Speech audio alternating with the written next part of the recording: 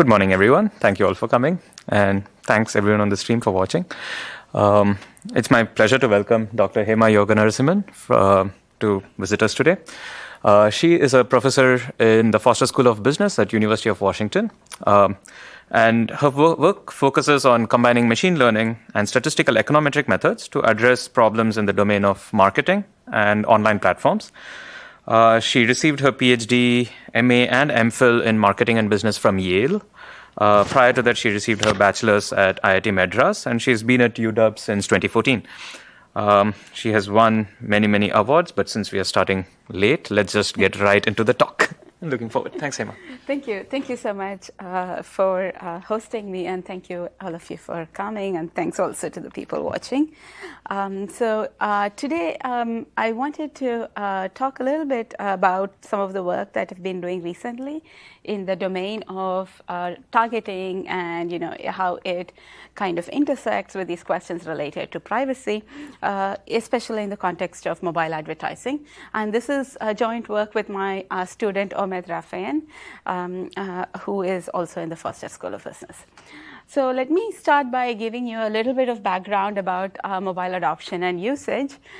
This, doesn't really need a slide, but just to give you some numbers. So smartphones, as we all know, are increasingly popular. There are 2 billion smartphone users worldwide. And this statistic, when I first saw it, kind of shocked me. The average user spends about 3.3 hours a day on their phone.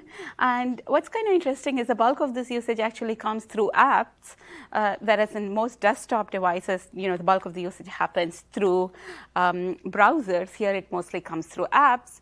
And in 2016, internet usage via mobile devices, which is smartphones and tablets, exceeded internet usage via desktops for the first time. Obviously, where their eyeballs are, that's where the advertisers want to be. So we have seen a concurrent increase in the growth of mobile advertising. So now the worldwide revenue, exceeds $183 billion, predicted to exceed $200 billion. And what's really interesting is that now it actually constitutes the largest share of total digital ad spend compared to other forms of digital, advertising.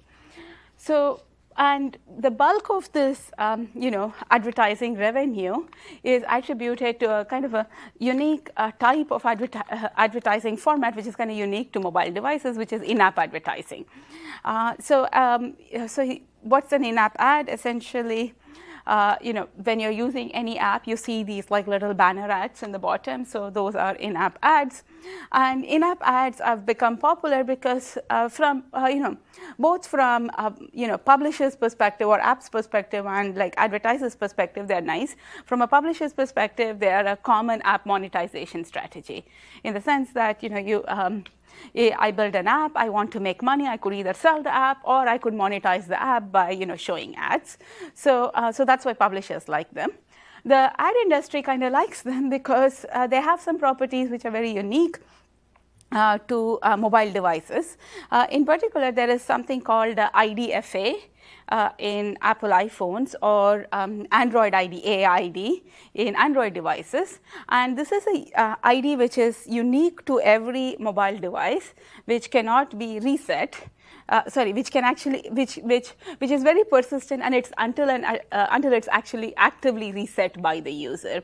I think before 2012 or so, there was no way to even actively reset it. So your data was there forever, and it was linked to your ID. Now you can actually go and reset it. You can reset your IDFA or AID. But what this really means is that most ad networks and platforms now, because this is actually tied to your device ID, they are able to do excellent user tracking, much better than what you can do on desktop, for instance, or even on browsers, mobile browsers, because they can stitch together all this data across sessions and apps and ads and really get this global view of how this user is interacting with apps and ads across many things. So while this is in some ways great from the perspective or from the ad industry or advertisers, this has raised a bunch of concerns from both regulators as well as consumer privacy advocates. Because on the one hand, what you might think of is like better tracking, especially behavioral tracking, because you have this user ID. On one hand, increases efficiency in the market.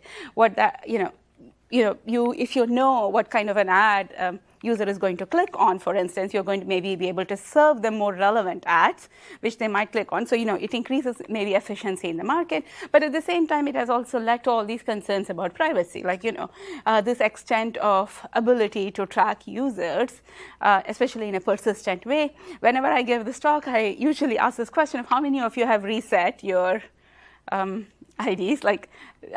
So it's one person. Just now. Just now. That was fast. Most people haven't, and it's not like cookies, which people are kind of aware of and clear regularly. So this takes much longer to do, and so there's kind of like this debate between what is the right level of targeting and how how does this interact or interfere with privacy related questions, and this is specific to the mobile setting, but it's part of this broader debate over consumer tracking and privacy, which is kind of happening now. And if you really think about it, there are many different stakeholders or players here. On one hand, we have advertisers who want fewer protections and more behavioral tracking tools. There are consumers who want higher privacy and limits on targeting. At the same time, they also want free products, which are supported, to support which you need kind of advertising. And there are also regulators and government, for example, GDPR by EU, which kicked in May, and what they're trying to do is kind of balance this profitability motives with consumer protection. And the key question, which is kind of underlying all this, is, for example, the ad industry wants to self-regulate rather than have external regulation imposed on them. The question is to what extent is self-regulation even feasible? To what extent? So there are these different types of players. To what extent are their incentives in any way aligned, right? And this question of to what extent is self-regulation feasible is fundamentally, if you think about it more conceptually, it's related to this question of, or this idea of revenue efficiency trade-off, which has been, which we have known or thought about in the auctions literature for a long period of time. And the idea here, so think about targeting as increasing efficiency. When I can target better, I can show more relevant ads to some people, I make the system more efficient, right? But what we know is, or what you can think of as higher efficiency does not really lead to higher revenues. So the intuition here is that if you have fat tail distributions of advertisers' valuations for impressions and market are thin, then when you have to contract efficiently, this means that you're going to pay a higher informational rent to the advertiser. So you might increase the pie by actually targeting, but advertisers are going to extract most of the surplus, and therefore you as the platform or the ad network might not actually be able to increase your revenue. And this was in particular in the case of online ad auctions. So Levin and Milgram in 2010 had this kind of now well-known paper where they conjectured that narrow targeting, which means more and more targeting, where you have these narrow groups or where you're targeting on, can actually create thin markets. What they meant by thin markets is that the number of people that you're actually increasing the heterogeneity in the valuation of people for the same person. Now, if I think of you all as one homogeneous, one group, then I have some expected value. But now if I can identify each of you individually, different advertisers' valuation for each of you is going to become more and more heterogeneous. Maybe a bunch of people decide these 4 people are not relevant, only one person is relevant, so now this becomes a thin market. So that's kind of the idea. And I'll get into the theory of this more later. But the entire idea was that more efficiency does not lead to more revenue intuitively. And that was kind of their intuition. And that so that's what might happen. So since that happened, since they kind of conjectured that, there were a bunch of theoretical papers written to show that this might be the case under some distribution of valuations. However, what no one could kind of prove was that empirically this happens. Like, okay, so this is like a theoretical, you can show in theory it could happen, but does it really happen? Do real platforms or can real targeting actually hit those levels where revenue starts going down? And you can see that this relates to the question, this kind of ties back to this question of privacy, because if from a platform's perspective, more and more targeting is not always beneficial, then you can imagine that the platform might actually have incentives to limit targeting, which means that they might have some incentive to preserve users' privacy, at least to some level, not totally, but at least to some level, right? And that's where, if that's the case, then maybe this self-regulation is a feasibility from a policy perspective. Yes? So I don't think I immediately understand why more targeting or having created thinner markets actually leads to higher efficiency. I'm just thinking about like our broadband system, right, where you have like some companies that have just targeted certain areas and they are the default there, and other companies are the default elsewhere.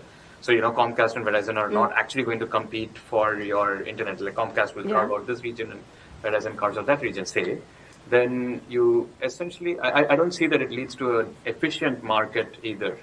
Okay, so efficiency here means that let's say there are a set of advertisers competing on an impression.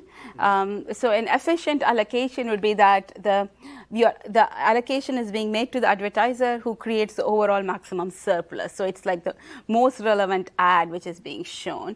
And I will, so this is, maybe I will, later in the talk, I have a slide where I have an example and then a theoretical formulation of that. So maybe that will help. But the intuition is, the basic intuition is that if I know, for example, there is someone, here is one person, everyone's on average, let's say, valued at $10, like for an advertiser. But now I can give you more and more information about each person. Then I realize you are valuable for advertiser A at like $100, and the next person's valuable at like, for the next advertiser B, you're valuable at like $1. Now you have created this heterogeneity in valuation by giving more information. So your impression now for sure will be matched with the $100 advertiser. But then because it's an efficient contracting mechanism, all auctions tend to be in that kind of sphere. Then the advertiser A wins your impression for $100, but actually pays $1. And so you created this $100 expected value, but the platform gets $1 and the advertiser gets $99. That's why, maybe the surplus increased, but the revenue for the platform didn't. Yes? I wonder if you can say anything about the relative value versus cost of delivering an ad to someone who is likely to be receptive to that ad versus the cost of delivering an ad to someone who wouldn't be receptive to it. So the cost here is mainly going to come from the opportunity cost. So in the sense that, let's say the ad was most relevant to you, but I ended up delivering to others. Now there's going to be a difference in maybe the response rates, and that is where the cost is intuitively going to come from. I don't think I captured, for instance, you were shown an irrelevant ad that does that somehow make you upset or like not use the platform or something? So that is not taken into account. So or rather that's normalized to 0. Yeah. Okay. So the research agenda for this paper in some ways has like 3 broad goals. So the first is we want to think about this question of targeting and efficiencies. So if you're an ad network, how do you develop targeting policies, right? So you have some data, then how do you decide what are the ways in which you can develop different targeting policies based on the different types of data you have? And then also how can we evaluate the performance of these policies? How do we know whether how well this policy works? We also want to think about, to develop these targeting policies, we are going to use some types of information. So what is the value of these different types of information? In particular, I'm interested in the value of contextual information. So think of this as the information which simply relates to the when and where. So like, for example, which app you are in, at what time of the day. And you can think of this as broadly at like being at the segment level. So it's not really like, it's kind of privacy preserving, right? So it doesn't use any behavioral information compared to the behavioral information where I'm going to use all this like tracking data. So if you think about these two pieces of information, what is the relative value of these two types of information? And once you have but you can develop targeting policies, for instance, then you can actually get into this question about revenue efficiency trade-off and answer what is the empirical relationship between efficiency and platform revenues, and is there an optimal level of platforming, optimal level of targeting from the perspective of different players. In particular, does an ad network have some incentives to actually limit targeting, which means that it might, at least to some extent, it might have some, it might want to preserve user privacy. So that's kind of the goal.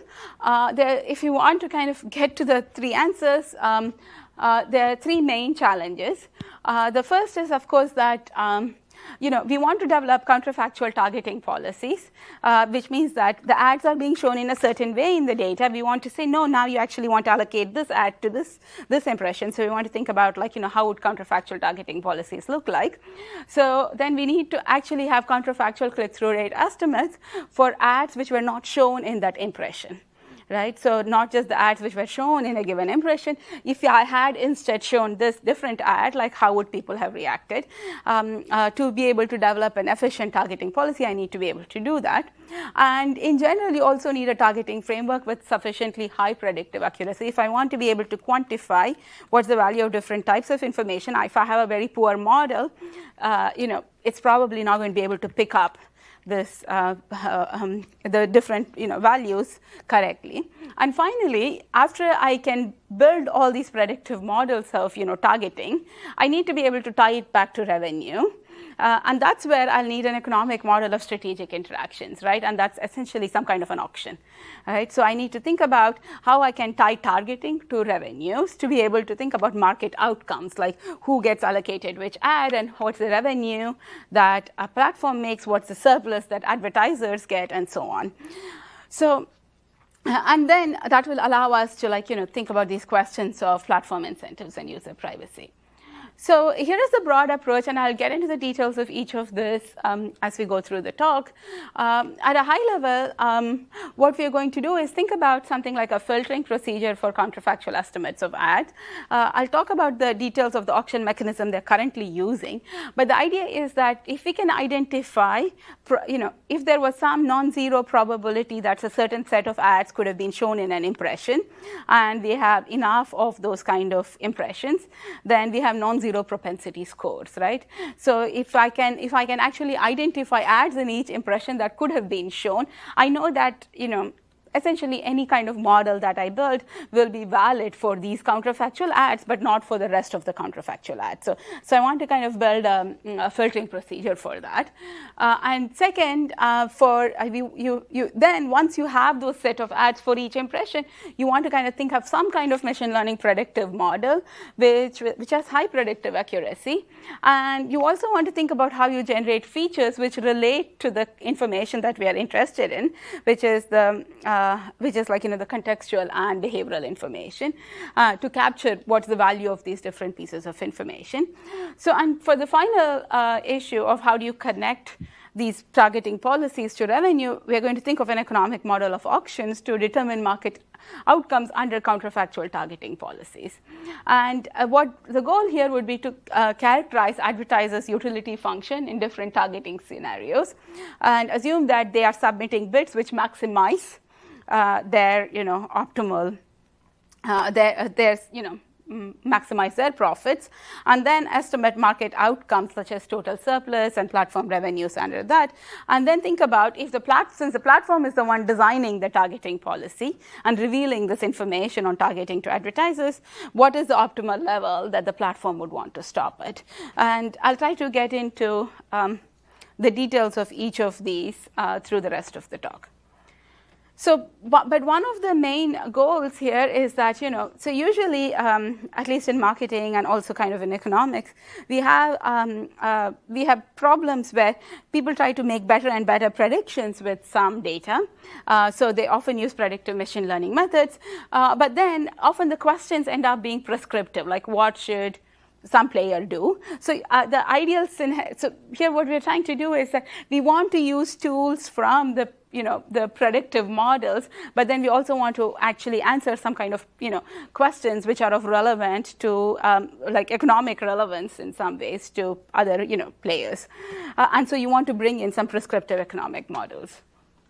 So the paper this is a short subset of the papers that, the areas that it relates to.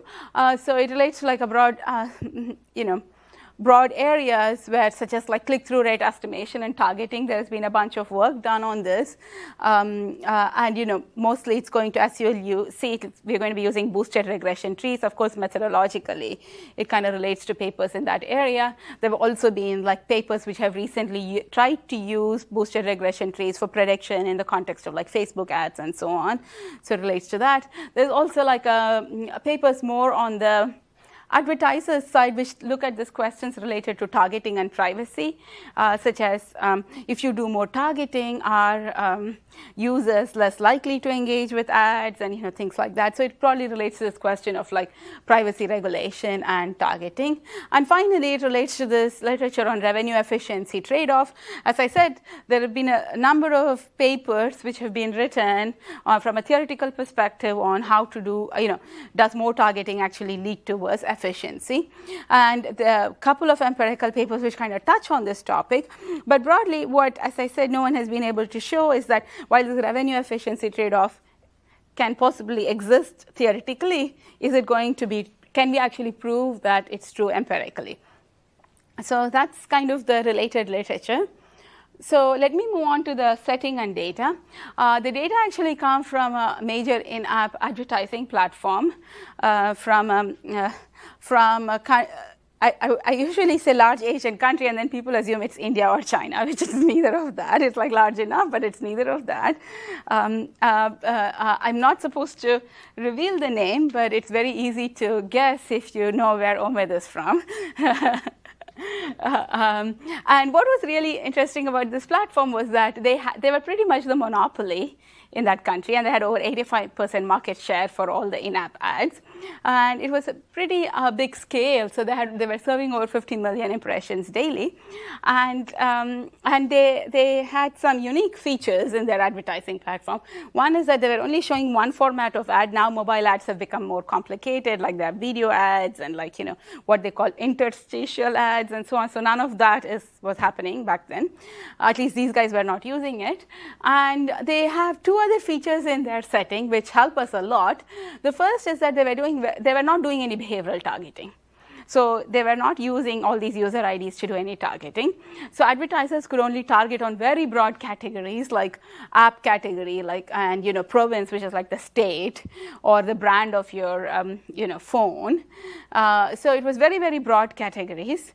And then the platform was running a very strange kind of auction, and the auction was essentially what it has kind of been known in the literature, but it's not very popular in practice. This is a quasi-proportional auction, which means that, so usually when you have any kind of display ad setting, what people run is some kind of a second price auction. So quality score into bid, whoever is the highest is going to win, and they pay just enough to beat the quality score into bid of the next highest person. Right, so that's kind of what you run. But here they were using what you can think of as a probabilistic allocation mechanism. So for an advertiser A, the probability they're allocated the ad is actually their bid into quality score divided by the summation of the bid into quality score of everyone else. And the idea is that even if you are the most relevant ad based on your bid into quality score, with only some probability you're going to be shown, with some probability you're not going to be shown, or even if you're the worst person to be advertiser for this ad, with some probability you're going to be shown. So and the platform was not personalizing or updating these quality scores. Yeah. Could you clarify what a quality score is? Yeah, so a quality score is something they were setting, and it was like a function of what they perceived as, the click-through rate of the ad, mostly the average click-through rate of the ad in the platform, and what they thought was some kind of like importance measure. So these went into like generating the quality, like an importance measure of the advertiser for them. So, so these were the two main factors, and they essentially combined these two, and there was no real one formula that they used, and they fixed these, and occasionally, like every few months or so, they would revisit these quality scores and update them. So it was not a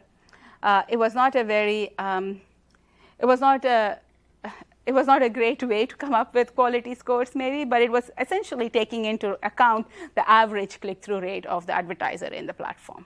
So it sounds like a way to help ensure that the ads that get delivered are pretty good ads from good advertisers that likely have good click-through. Except that their allocation mechanism kind of like messes with that, because it doesn't always allocate to the person with the highest bid into the quality score. Right. So, so if that number is 2 for me and there's only one other competitor and that's 1, so it's going to be 2 by 2 plus 1, so I'm going to get it with like some 2/3 probability.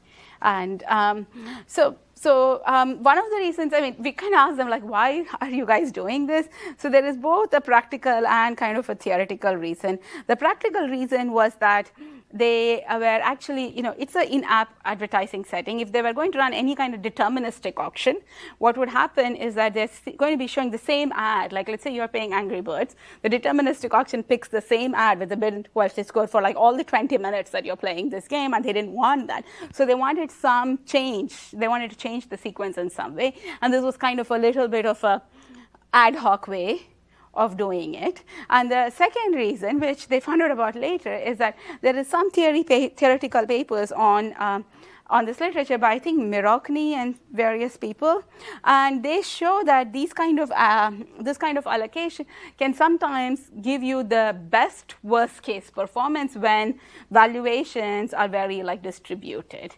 So in the sense that it kind of protects you from like this exact example I was talking about, like this $100 and $1. But in general, it's very bad for revenue, because you're often allocating the ad to people who are not like the people who value the ad the most.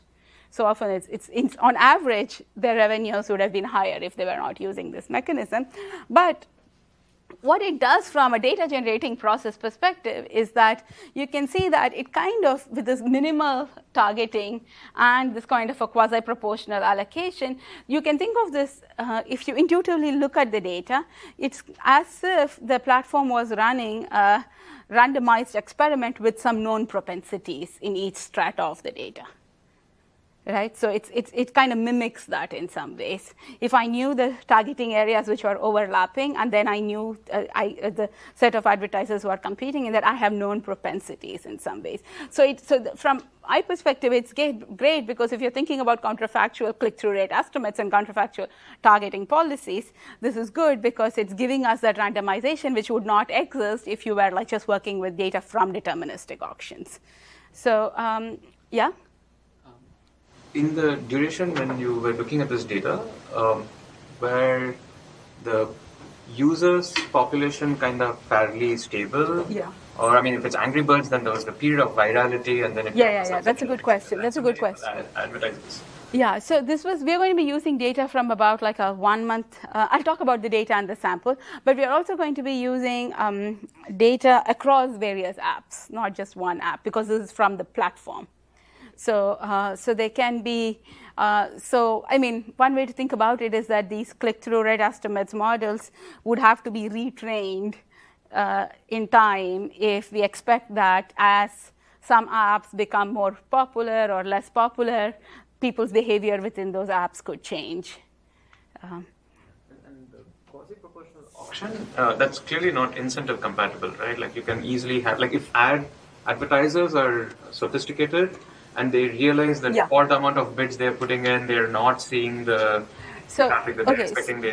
And was this actually observed, like the sort of strategic manipulation? Yeah, so it is incentive compatible, but they're not going to be bidding their valuations. Yeah, so so they're going to be bidding something else. We actually you can actually show, and it's shown in the Mirochny paper and here as well. Though our payment scheme is slightly different from theirs, they bid about half their valuations, and you can see that's why revenues are. Yeah, in the sense that so we can invert that from the observed data, and we'll use that in the second part of the paper. Okay, so we have data on, I always get confused as to what that number is. I guess it's 1.5 billion, probably. Sorry, the number of zeros always confuse me. But basically, we have data for about a 1 month period. That's the way to think about it. And each impression basically comes with these variables, which is the time and date stamp, and the app ID, the app in which the impression happened, the device ID, which is what's going to allow us to, tag these users, right? The ad ID, what was the ad which was actually shown in this impression, and targeting variables. For example, was this ad targeting on, this app category and this province, and out of which ads were, which were competing in the auction were like targeting on these variables, and the exact location, the latitude and the longitude, and the most important, of course, which is the click indicator, which is the outcome, right? So this is the data that we have. Yeah. Another question. In mobile ads, have people studied like how many of these clicks are inadvertent clicks versus actually? That's a good question. So they have various types of problems. One is this inadvertent clicks. I'm really trying to, play my game, and then I clicked on this like stupid ad by mistake. That's one problem. The other problem also is there's a lot of fraudulent clicks. So they have different algorithms in place which recognizes these kind of clicks and then reimburses advertisers. So things like, what are like inadvertent clicks, they know if the person like went back. So they have some like time limits on how quickly they like they didn't even you clicked by mistake, so you're not even opening this ad page or like wherever it's supposed to go, you just like went back. For fraudulent clicks, they have things like, various IPs and like, different like patterns. So they do those things, and they give that indicator as well. So we then throw away those as like fake clicks. But that's actually, I think, a bigger problem they all face. Like, how do you actually know a click is a real click? And that ties to their revenue as well, because the advertisers are paying for this. Okay, so here is kind of the data splits and sampling. So since we have about 1 month of data, and in general, if you want to understand how users' history is going to affect their behavior, like you want to, obviously I can't take data from like September 30th and start running any models on that because I have no history, kind of like any standard cold start problem. So what we are going to do is we basically sample about 700,000 users from this period of like October 28th to October 31st, which is, think of it as the last 3 days. And then what we do is for these users, we go and pull the entire history. Okay, and this period of about like 28 days, I'm going to call it kind of something like the global data, which has over 146 million impressions. And these 3 days, I'm going to use for training, validation, and testing. And so especially 2 days here for training and validation, and this for test, because we don't want to use the, we want to be able to use the past to predict future, and like always be careful about that. And we're going to use these data sets to build mostly the features, and we'll use these for like features as well, like up to the time in which it was shown. So if I'm building a feature for this impression, it's going to use all this data as well as all the global data, but nothing in the future. And then we're going to build features as well as then predictive models using that. And that's what the first part of the talk kind of talks about. So let me start by defining the problem here at a very simple level. So if you have, let's say, n impressions, so essentially this is kind of like, you have a matrix which you want to be able to have all estimates for each cell in this matrix. So how can we estimate the click-through rate, or think of this as a match value, right, which is a measure of some relevance between the ad and the impression. And some people think of these ads as like performance ads, where you want the user to take some action, rather than the ads that you see in the front page of New York Times, which are like brand ads. You just want to make you aware of this brand exists, whereas these are more of performance ads. You care about clicks or some action that the user would take. So here, this is, let's say, the rows represent impressions in your data set, and the columns represent ads. And what you want to be able to say is this, like, what is MIA on, for each of this cell, each of these cell in this matrix. There's a probability that some outcome, let's say like click, is equal to 1. And what's important to recognize is that we are going to see the realized outcomes for only one cell in each of these rows. Right? So I showed one ad, and I'll see 0 or 1 somewhere in one of these, but the rest I have like missing data in some ways, and I want to be able to complete that. And so we want to be able to accurately do that. And once you have this matrix, you can develop any targeting policy that you want. So I have this matrix of what the batch value should look like. I can say I want to targeting policy which assigns this impression to this ad. Right? And essentially a targeting policy is a mapping between impressions and ads.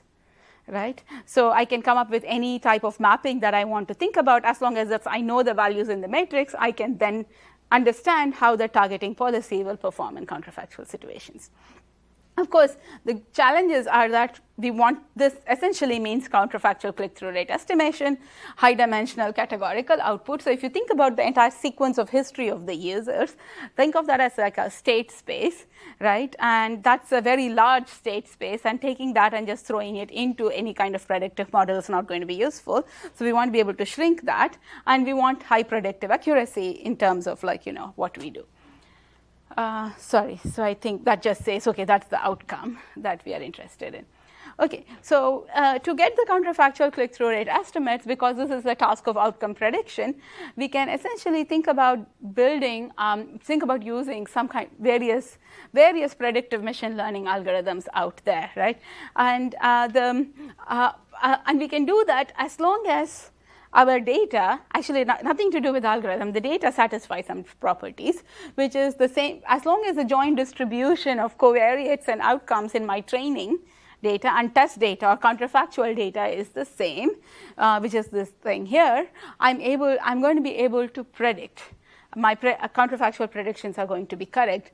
Or the other way to kind of think about this is that estimates are accurate as long as the ad could have been shown in an impression, which means that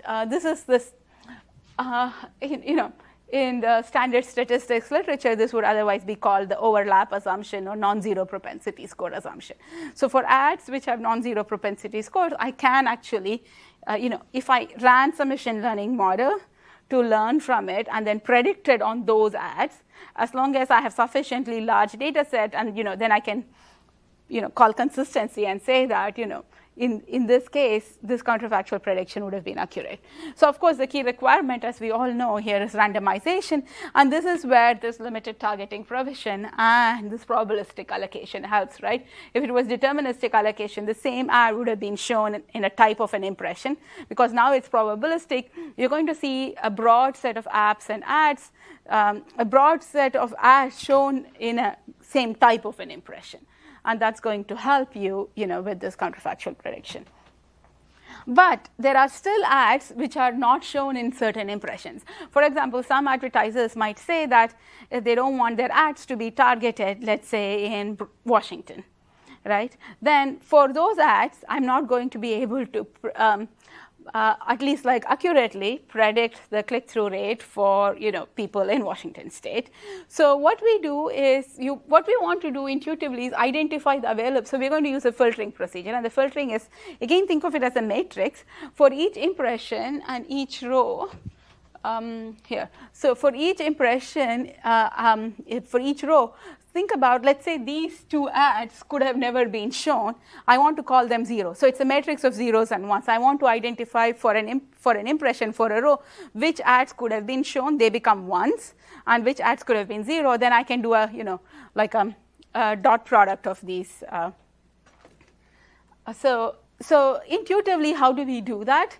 We look at the targeting decision. So we see where they are targeting and whether this impression falls under the targeting area. And the other way in which ads become unavailable is like budget exhaustion, which means that they ran their ad and their budget is exhausted. So from 9 p.m. to 12 in the night, they're not going to be showing any ads. So for those, so we take that into account. So we filter out ads which are not available for a given impression, and we're going to call this the filtered sample. And here is actually a distribution of the number of ads available for each impression, and you can see that, so this is shown for the top 37 ads, which kind of constitute over 80% of the traffic in the data, and you can see that about like the median impression has at least like 10 advertisers competing on it. Yeah. Was it at all possible to cross-check this filtering procedure with ground truth from the ad platform itself? Clearly, they had some logging when the impressions were actually happening, so they must have like defined their softmax probability over a set of candidate ads, right? So we would know immediately, like. So the filter for the targeting, we know that from that is from the platform. Like this ad was, the budget exhaustion is inferred, and the way this was inferred was that if ad was being shown in this thing, and then over this entire targeting like area, because probabilistically over a sufficiently large number of impressions, there should like only at least one occurrence of the ad should have happened, and if that occurrence is 0. Then we infer that okay, this ad is somehow not competing in that thing. But I'm thinking like just in the actual code that the ad platform. Yeah. That's no. We would have to implement this. So. That's a good idea. I don't think. No, we could not do that. I mean, there were like a couple of reasons for that. The team we were working with was more of like in the like they were not right in part of this, and eventually by the time they put us in touch with and so on, these guys got acquired by a different firm, and then that was like again like we were in ground zero again, like restarting like all the. But that's a good idea, because it should have been in their code as to who are the people competing in the auction. Okay. And that, I mean, you don't have to infer it, they should know. Because the most common failing I have seen is like it seems easy to write down that hey, these are the probabilities, and you just log them. And in practice, there seem to be a bunch of gotchas in even getting those probabilities right. Because if the data is small, let's say the targeting area is kind of small, we observe a 0 probability, and that is kind of like an observed 0 probability is still a probability where we can't predict. Like in that sample, so from a prediction perspective, it's fine. But in theory, it might be a non-zero probability, even if the observed probability is 0. But that's a good idea. We should see if we can somehow like track them down again. Okay, so we do see sufficient. Actually, I had a slide on randomization. I took that out, like showing some data on that. But in the interest of time, but this is the feature generation framework. So we have all these like high dimensional inputs, categorical inputs like the user, app, ad, and time, and so on. And what you want to do is you want to kind of, this is something I've done in a previous paper as well, but you want to come up with functions that map these like very high dimensional categorical inputs into some meaningful features using both like user level and global history. And intuitively, if you think about it, what we want to capture is like features which are related to 3 types of information, right? One is the contextual information, the when and where of the data. So for example, if you have, you want to know, or intuitively we know that people's behavior or response to ads in like a gaming app is going to be different than, let's say, a Craigslist app, or time of day, let's say you're at work at 10 a.m. versus at like, in leisure at like 8 p.m. Also related to behavioral, related to the user's past app usage, ad exposure, and ad response, and ad related. Maybe some ads are just like, from more high reputation firms, just better designed, and people are more likely to respond to them compared to others. So so we make features related to these, and just to give you an example of, for example, an ad related feature would be something like, what is the click-through rate of this ad on the global data in this app at this time of the day? So that's one. Or it could be, what's the click-through rate of this ad within this app over all times of the day? So, many different features like this. Similarly, for this user in a given app, for a given ad combination, you could also combine it with time. So you can see that all these like different permutations and combinations. So we basically define a lot of functions which do that, because you don't want to define each feature individually. That's just going to be like, functions are more parsimonious. And we also define them over these features over different types of histories over the entire 1 month. Also over like shorter, because as you were saying, as the app becomes more or less popular, maybe behavior changes, and that might be useful to know over the last week, or even within the session, right? Like within the session, if you were behaving in a certain way, maybe that has some information. And that gives us about like 160 features, and you can actually categorize them as behavioral features, contextual features, and ad-specific features. And obviously, there's a big overlapping area, because if a feature captures information on both user behavior as well as the context, then it's both behavioral and contextual. If it captures only behavioral, like what is the average click-through rate of this user globally, like without like information on app or time, it's going to be purely behavioral. So this is the set of features we use. So think of this as a kind of like explanatory variables or covariates, and then we want to throw it into some kind of like a learning algorithm to predict click-through rate. And we are going to use log loss as our objective function.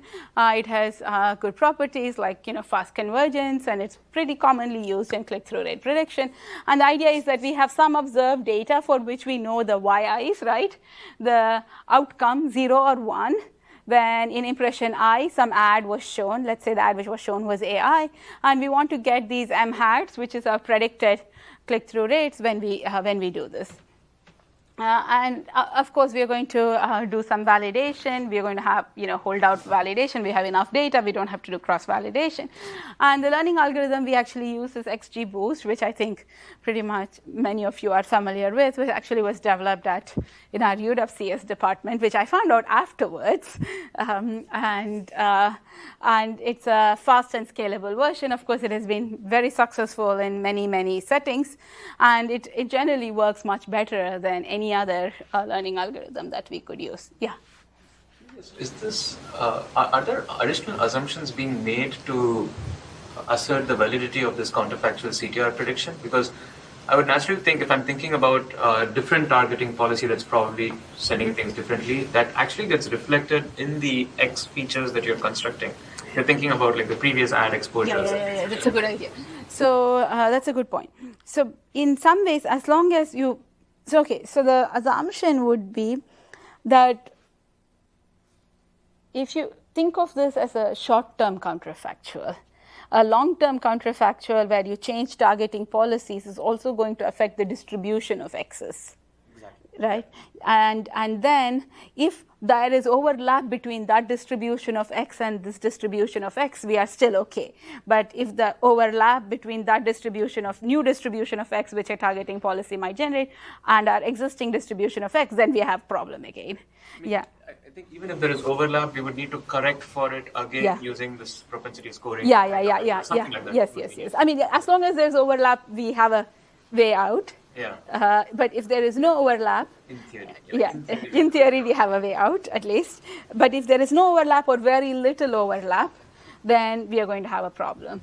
And that is why when you have, so I feel like certain types of features we are actually will be fine with. I mean, to the extent that, for example, app usage is not highly correlated based with targeting policy. So the way I play Angry Birds and respond to, and how often I come back, and how long my session is, and so on, is not very highly correlated with ad response. To some extent, that's okay. So you will see some overlap. But if there are features which are very highly, but that might also, that's a good question. I should think more about. Like, I'm not worried about the behavior or contextual. I'm worried about the ad-related set of features. Yeah. Those, I think, are very sensitive to the specific mechanisms that we're running. Yeah. So if you're showing an ad more, and you are showing it in better settings, and therefore it's getting better clicks, then you have suddenly more data or more accuracy in that, and therefore it might behave. And so anything that that's actually a limitation in some ways, in the sense that we treat these more as like short-term counterfactuals rather than long-term counterfactuals. But the right way to do this would be like basically to re-simulate the system with a new. But then we would also need assumptions on how the user would behave, or like basically run an experiment. But that's a good idea. Yeah, but that's a fair point. Okay, so how do you evaluate these models? There are two ways to essentially evaluate this. The first is, standard measures of fit that when you run some kind of a predictive model, you have some measure of like how well you predicted and you have the outcome, right? And then one commonly used measure is like relative log loss. I mean, one thing in these click prediction models, which many of you might have noticed, is that of course, there is a 99.9% probability no one clicks on anything. Like even if I just went there and said no one ever clicks on anything, I have a pretty good model, right? Or like just like an average prediction. So what this is doing is basically taking the log loss of like an average prediction. Like if I just predicted average for everyone without a model, and how much will my model, which is like, some kind of like a M hat, like any model that you can throw in, how much better is it going to do? That's kind of like, defined as a relative information gain of your model over like, what I can just like get from the average in the data. So what this is really using is it's using factual data. So this model evaluation is just using factual data. So the red elements are actually in each of this like rows are the ads which were actually shown. So it's basically making a prediction for these M's, like some kind of M hat, and it has zeros and ones from the data on whether, and you see how close this M hat and this and the true Y's are. So that's what we are doing. And it's good in many ways. As I said, it's consistent with the loss function because it uses log loss as the input.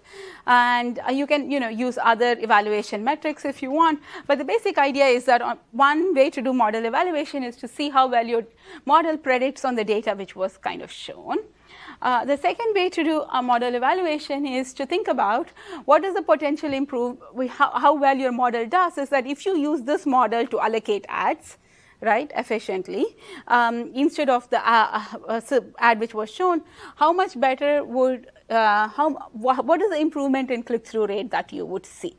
Okay, so this is based on counterfactual outcomes. So now let's say that the ad which was shown in the data was actually the red ad for this impression, but let's suppose that actually our model says that the highest M is actually for this ad here. So highest M hat is for this ad, and we show this ad now instead of the red ad. What is the improvement in click-through rate that we would see?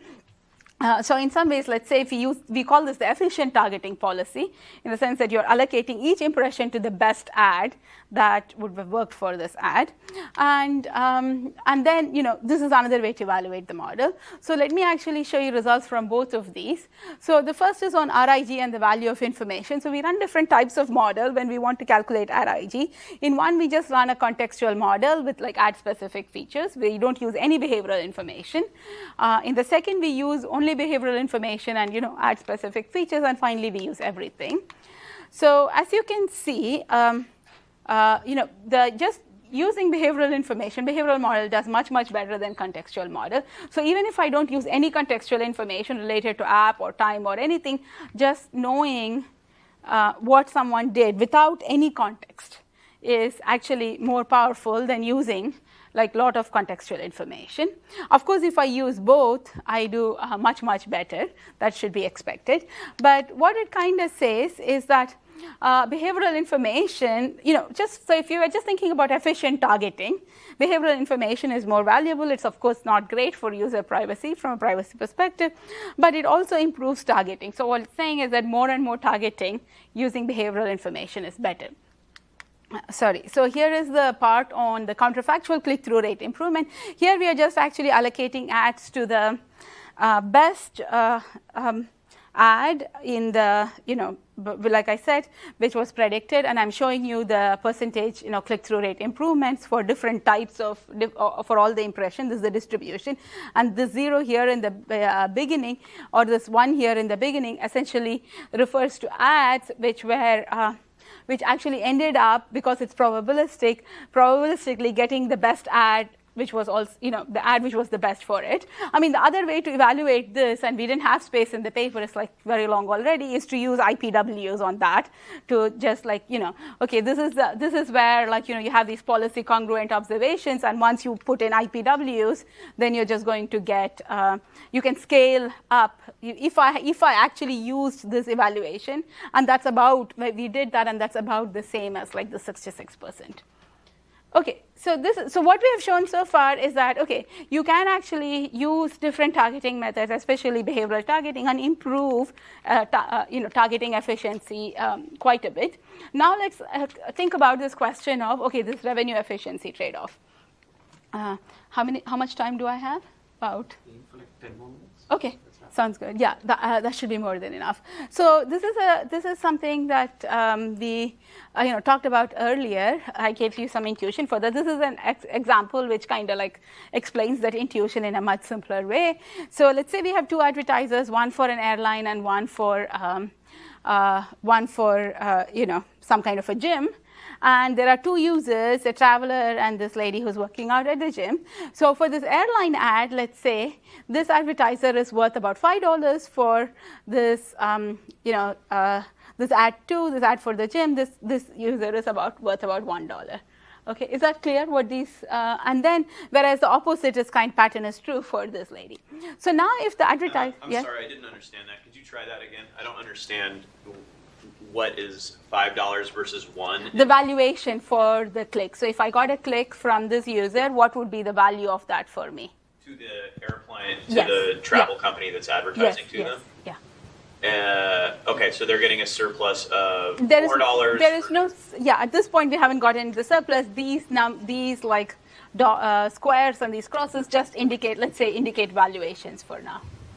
Okay. Okay. So these are hypothetical. This is an example. Yeah. Okay. Yeah. Okay.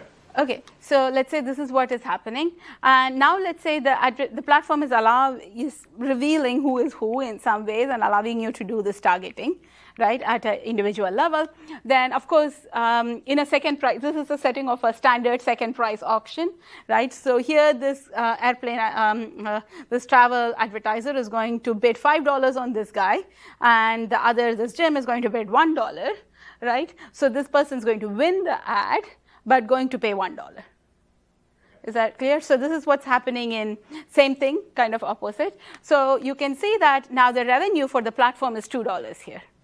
Okay, so it's efficient in the sense the ad being shown to each user is relevant. The total surplus created in the system is pretty high, right? But it's actually not good from the platform's perspective. They make $2. But now let's say the platform bundles these two impressions and doesn't allow advertisers to distinguish them. Okay, I don't reveal who is who. Then they're going to bid both an average number, right? So because the airline advertiser has an average valuation which is kind of higher for both, they're going to bid about $3, which is the average of 5 and 1, right? And this other advertiser is going to bid about $2, right? Is that clear to everyone? And then again in a second price auction, this airline advertiser is going to get both these impressions, okay? And but they're going to pay $2 for each impression. Right, so the platform now makes $4, even though the overall surplus, which is being generated in the system, is lower. Yes. So the point that you're making here is that there's going to be more competition for bidding when there's less bundling, or when there's less. I should say when there's less granular targeting. Yes. Yeah. So the intuition is that more efficiency in the system, more targeting, always increases surplus that you create, but it does not translate to revenues, always. So this is an example which shows that revenue and efficiency can go in the opposite direction. Yes? But this goes back to John's question earlier. So the assumption, here we have just talked about the valuation of the gym lady for that ad in isolation. I wonder, should she have a negative valuation for the ad thing or for the airplane ad? Because the moment we say actually, in that bundle thing, there are a whole bunch of irrelevant ads being shown to a whole bunch of people, and there is a cost to that. It's just that we are assuming that cost away. Yeah, so if in this case you're kind of saying that we are looking at this more from the perspective of the advertiser and the platform, if the user has some kind of negative externality and that affects usage, for example, usage of the platform or something, then that would have to be taken into account. So am I saying, and that's a question, that's kind of an empirical question on what is the, if I show irrelevant ads or, and there are some papers which have looked at this empirically, they show there is kind of a sweet spot. If it's too targeted targeted, people find it creepy. If it's not at all targeted, they also don't love it. So, but that's kind of an empirical question of but that has to come through the user level usage model. But in an option for an impression, this is still kind of going to have to be true from an advertiser's perspective. Yes? Is it maybe good analogy to say that you're upselling to the advertisers, essentially users that you wouldn't want to pay for really that much? You're kind of bundling them together in that way. So no, that would be more like some kind of an adverse selection. So here all we are saying is that so essentially this dotted area here is what we call the information rent. So usually advertisers' valuations are private to them, right? So any kind of efficient contracting, I'm talking about a second price auction, but in general, based on this revenue equivalence principle, any efficient auction mechanism will have the same result in some ways, which is kind of remarkable in that way. So what this essentially says is that when you are able to target better and better, advertisers gain more information, like informational knowledge. And because that is their private information, they can actually extract the surplus. So it's like an information asymmetry more than anything else. So so that's kind of the intuition. So the question is, what's the optimal level of targeting from the perspective? Yeah. In this reasoning here, do you have to assume that, or do you assume that the targeting is mutually exclusive? That that the exercising person here is not also you have to pilot assume, or something else or a... Oh no. So I'll talk about the model in a moment. So and how we kind of So here is in the interest of time, I'm going to make this short. So you can again go back to this matrix way of thinking we had, which is that this is the advertiser's value for each impression, right? Let's say, and you can think of Everyone in the room can just sit around till 12, and we can just take over the remaining 15 minutes of the R2 and just push lunch back appropriately so that we understand it better. Okay, is that fine? I have to leave, but we'll talk later today anyway. Okay. At 12 o'clock. Oh, you have it 12 o'clock. Okay, so we do need to clear out the room at least. Okay. So I'll try to make it short, but hopefully followable. So in general, the way you think about targeting here is think of targeting as bundling of impressions, right? So if the advertisers can distinguish each impression, they bundle as a bundle of one. If I don't give you any information and say everyone in this platform, I don't tell you anything about anyone in this, then it's a bundle of one.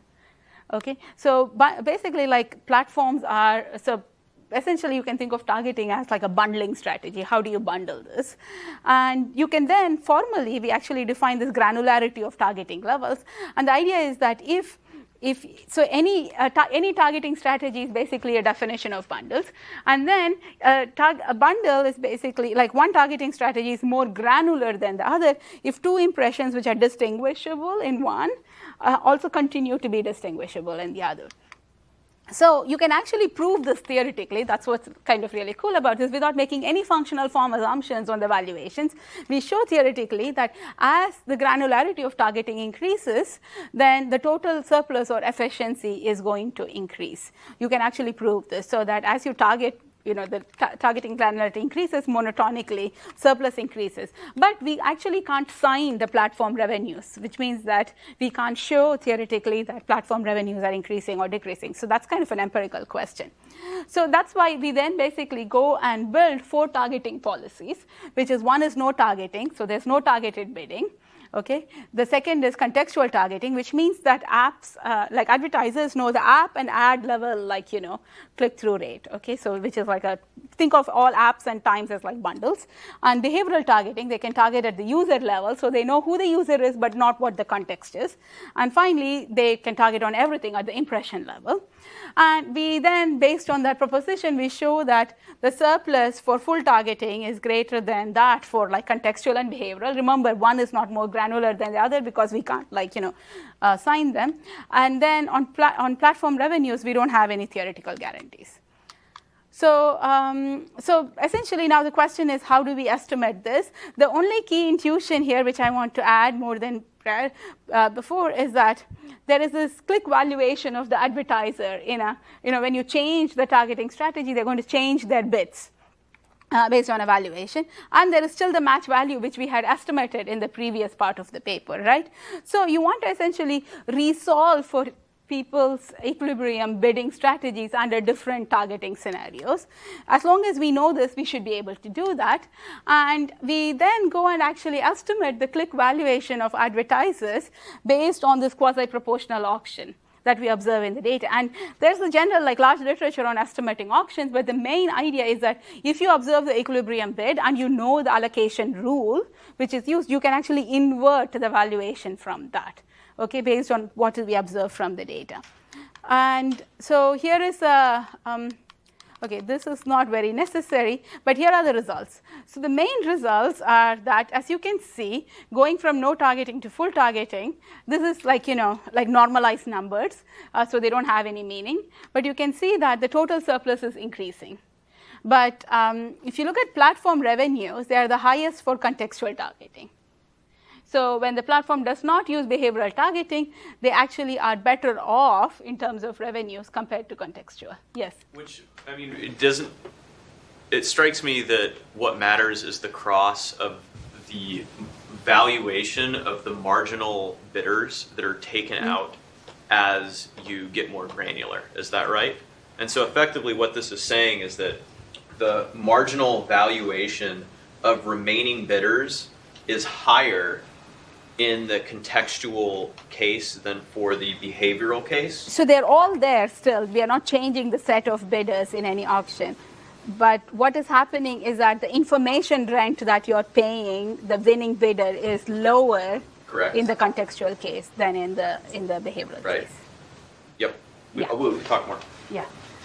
So anyway, so the main idea is that you can actually tie it back to the privacy question we talked about earlier, right? Which is that when you have, so the platform has some natural incentives to maybe limit targeting, maybe not to fully eliminate behavioral targeting, but it seems like the platform's incentives and consumers' incentives are to some extent at least aligned. So to conclude, basically the paper has contributions both from methodological and substantive areas. One is that we kind of provide this scalable machine learning framework for targeting that's compatible for counterfactual analysis of auctions in a competitive environment. And importantly, from a policy perspective, we show that advertising platforms do have incentives to self-regulate, and there might be something to that, as regulators are talking about, to what extent should they actually be regulating ad industry. That's pretty much it, and apologies for running over time.